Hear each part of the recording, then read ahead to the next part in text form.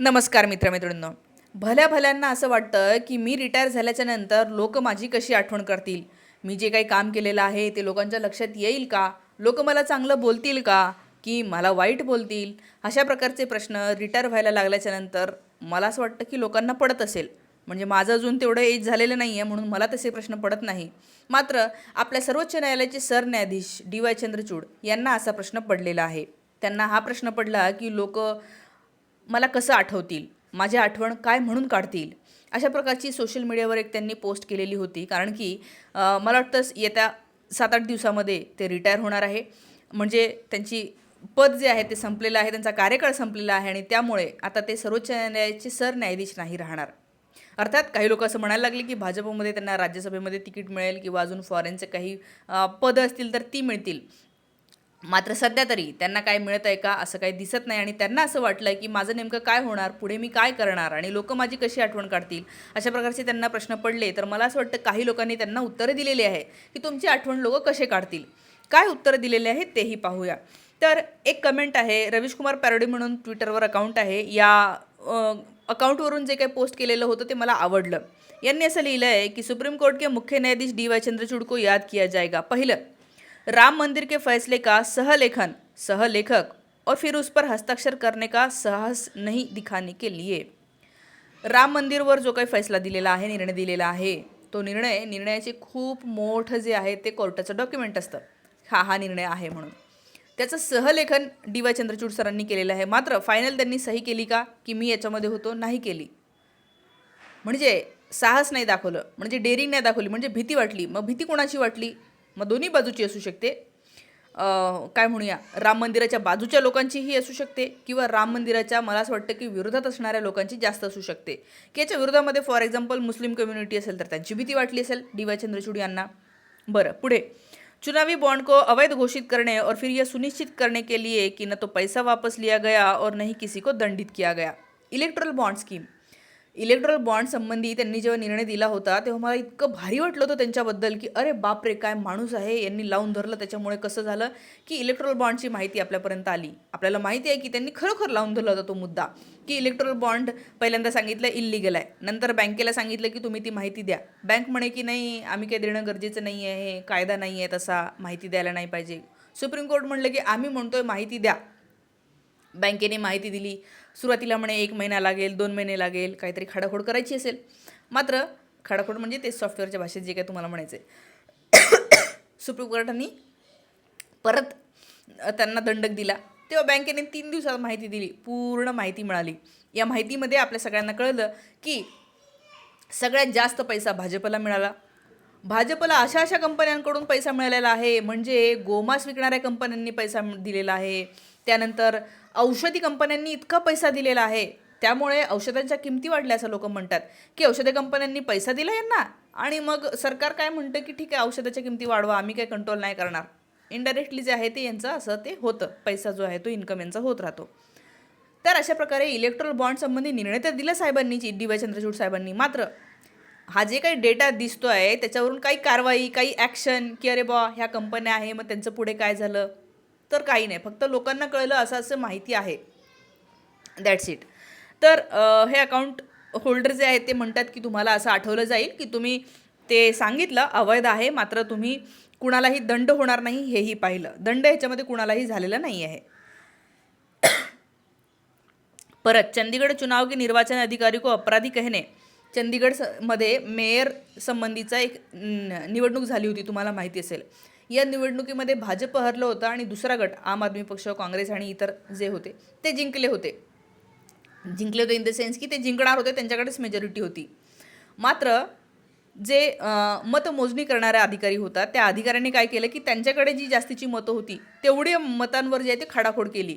आता आपल्याला माहिती आहे मेयरचे इलेक्शन्स हे काही EVMवर होत नाही आणि त्याकडे ठिकाणी तुम्ही जिथे मत देता त्या ठिकाणी जर खाडाखोड असेल तर ते तुमचं मत अवैध घोषित केलं जातं. तर अशा प्रकारे त्या अधिकाऱ्यांनी खाडाखोड केली होती आणि ही खाडाखोड CCTVमध्ये कैद झाली होती. ते व्हिडिओ तुम्ही पाहिले असेल की तो अधिकारी असं इकडे बघतोय आणि इकडे खाडाखोड करतोय, परत दुसरीकडे खाडाखोड करतोय.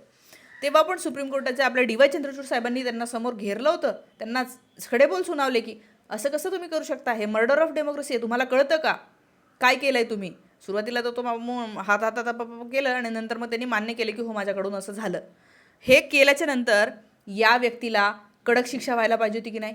ती शिक्षा नाही झाली. शिक्षा देण्याचं काम कोर्टाचं आहे ना हो, पण ती शिक्षा नाही दिली. त्यामुळे यांना असं वाटतं की तुम्हाला याच्यासाठी आठवण तुमची केली जाईल. आणि हे खरं आहे. एखादा मुद्दा तुम्ही उचलला, चांगली गोष्ट आहे, उचलण्यासाठी धन्यवाद. मात्र अहो तुम्ही सुप्रीम कोर्टाचे सर्वोच्च न्यायालयाचे चीफ जस्टिस आहात, तर तुमची जबाबदारी आहे. या संविधानाचं रक्षण करणारी सगळ्यात जास्त जबाबदारी कोणाची आहे? तर ती सुप्रीम कोर्टाची आहे. सुप्रीम कोर्टच आहे की जो संविधानाचा अर्थ लावतं, कायद्यांचे अर्थ लावते आणि त्याचा रक्षक आहे तो संविधानाचा. त्याच्यामुळे तुम्ही फायनल शिक्षाच सुनावत नसाल तर याला काय म्हणायचं?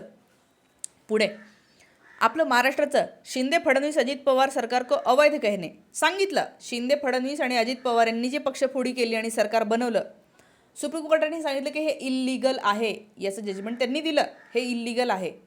मात्र आता समजा फॉर एक्झाम्पल मी एखादा माझा हा फोन आहे आणि सुप्रीम कोर्टाने सांगितलं की हा इल्लीगल आहे, एवढं सांगितलं तरी पण हा फोन जर मी वापरत असेल, हा चोरीचा फोन आहे समजा असं सुप्रीम कोर्टाने सांगितलं आणि तरी मी वापरत असेल, मला काही फरकच नाही पडला ना. अहो तुम्ही जेव्हा सांगता की हा चोरीचा फोन आहे तेव्हा तुम्ही अजूनही पुढे काम करायला पाहिजे, कारवाई करायला पाहिजे की हा चोरीचा फोन आहे, इकडे द्या, कशी काय चोरी केली, त्याच्यावर काय शिक्षा आहे ती पाहणं आणि ती शिक्षा सुनावणं हे व्हायला पाहिजे की नाही. मात्र हे झालं नाही. तसंच यांनी काय केलं आहे, आपल्या या इलेक्शन संबंधी आपल्या महाराष्ट्राच्या आत्ता जे काही सरकार आहे हे इल्लीगल आहे सांगितलं. अहो इल्लीगल आहे म्हटल्याच्यानंतर ते सरकार खारिज करणं ही तुमची जबाबदारी होती ना सर. मात्र ती केली नाही, कारण मग ते मोदी शहा रागवले असते. काय झालं असतं यांच्या आयुष्यासोबत असं त्यांना भीती वाटली असेल. आपल्याला माहिती आहे जज लोया यांचा खून कसा झाला.